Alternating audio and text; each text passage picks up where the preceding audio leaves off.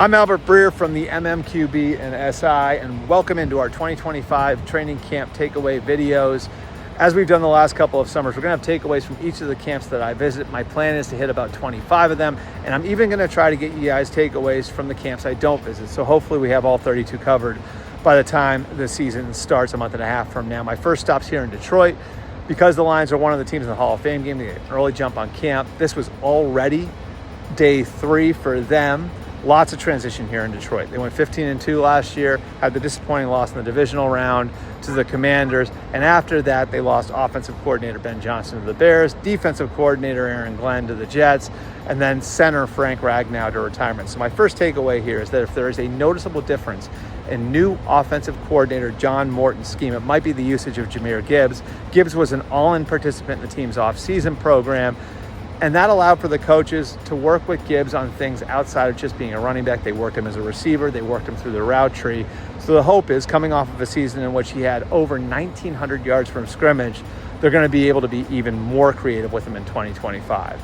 Takeaway number 2, if there's an offensive player ready to take a step forward, circle Jameson Williams. The 4th year, former first-round pick, came back stronger, a more polished route runner. And beyond just that, a guy who looks like he's matured. It's something I personally witnessed in seeing how he was working with the younger receivers on the team out there today. When the second and third teams were out there, he had his helmet off, and when the receivers would come off, he might put his arm around a young guy and talk to him. So that sort of growth from Jameson Williams, the Lions are really hoping that it shows up on the field. Takeaway number 3, if there's a guy ready to step forward on defense, it might be veteran defensive end Marcus Davenport.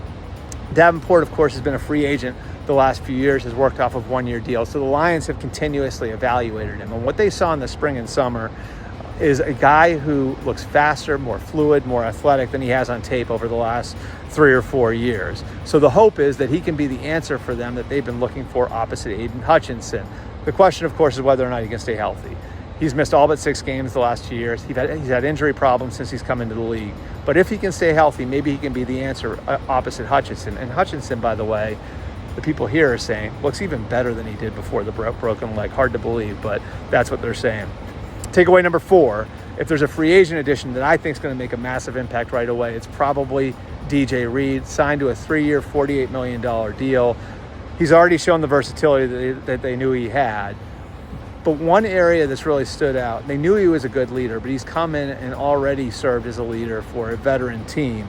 So the idea of him coming in and being able to be a plug-and-play type of piece that they can move around the secondary is huge, especially with new defensive coordinator Kelvin Shepard already working with some movable pieces and guys like Terrion Arnold and Brian Branch and Amik Robertson in the secondary. So having that flexibility to move guys around in disguise, I think it's really going to help Shepard in his first year as a defensive coordinator. And finally, my 5th takeaway, if there is a problem here, if there is something that could knock the Lions off their perch that they've been sitting on the last couple of years, it certainly has to be the interior of the offensive line with Ragnow gone.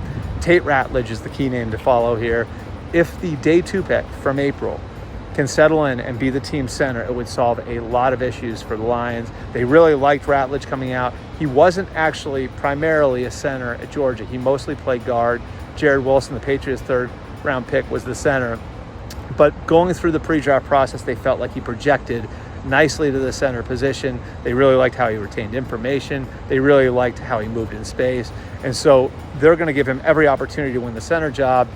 If he can nail down the center job and be the answer there, then Graham Glasgow, a steady veteran, comes in and settles and solidifies one of the guard positions. And then it'll be up to Christian Mahogany or one of the other young guys to fill in at the other guard spot if they want to have the offensive line be the sort of strength that it has been over the first 4 years that Dan Campbell and Brad Holmes have been here. Appreciate you guys checking these out. Be sure to check them out every day. Again, this is just stop 1. We have a long ways to go. Tomorrow I'll be in Minnesota. Be sure to check us out then.